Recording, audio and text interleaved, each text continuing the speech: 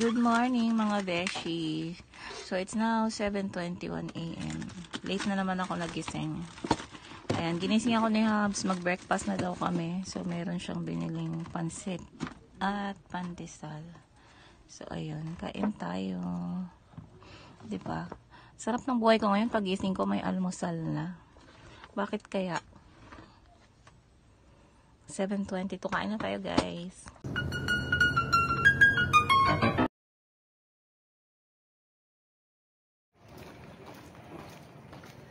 Hi beshies. Ang tsaka ng face ko. So welcome to our vlogmas number 5. It's now 8:40 in the morning. Punta kaming palengke kasama ko si Habs. Kung nyo pansinin niya, ang dami kong pimples, nagbe-breakout ako. So yeah, sama kayo sa amin mamalengke. So, ayan, nandito na kami sa may palengke. First stop, pumunta muna ako ng Mercury Drugstore kasi masakit yung ulo ko. So, bumili lang ako ng medical and ng kating ko. Bumili na rin ako ng water kasi ininom ko na rin agad yung medical kasi sobrang sakit na talaga ng ulo ko. Next naman, dito kami sa may loob ng palengke. Bibili lang ako ng itlog tsaka bigas. Ayan, napaka-importante ng itlog. Napakalakas kumain ng anak ko ng itlog. So, dito kami sa suki namin bumibili. Dito ako bumibili lagi. So, itlog lang, tsaka bigas yung binili ko dyan. Tapos, paglabas, ayan, bibili naman ako ng gulay. Dito rin yung lagi kong binibilan ng gulay. And, next is, bibili naman kami ng meat. So, dito kami bibili sa kapitbahay namin, kay Maring Mean, tsaka kay Paring Iver. Dito kami nabili ng meat. Ayan, bumili lang ako ng chicken, pinapabili yan ni Sisi. So, next is, pupunta naman kami sa Crystal Mart para mag-grocery.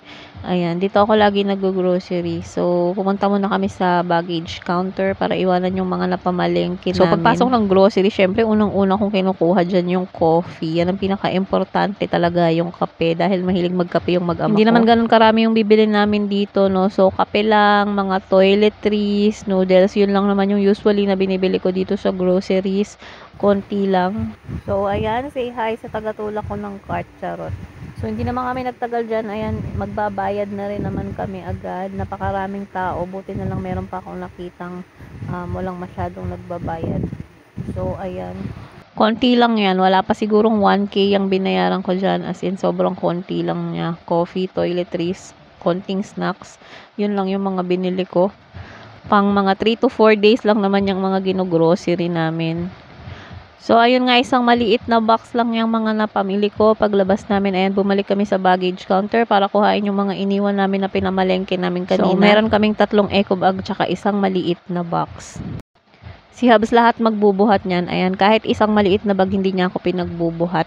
Kaya daw niya ako sinasamahan mamalengke para hindi daw ako magbuhat. Para hindi daw ako mapagod. So, siya na lahat nagbubuhat ng pinamili namin. O, diba? Ang ganda ko dun sa part na yon. So, ayan, nakasakay na kami ng tricycle. Pauwi na kami. Ito, nakababa na kami ng tricycle. Malapit na kami sa amin. So, yan lang naman yung mga pinamalengke namin. So, ayan na nga. Naglalakad na kami pauwi. Wala na akong maichika. Hindi ko na alam kung anong sasabihin ko. So, ayan na. Ganito na lang muna yung ating voice over. Hi, beshies. It's now 9:52 AM. Kita ba?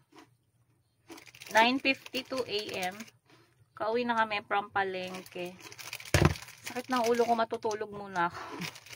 Matutulog muna ulit ako and then babalikan ko na lang kayo later. So, sabi ko matutulog ako kasi masakit yung ulo ko, no? Pero, naalala ko nga pala, maglalaba nga pala ako. So,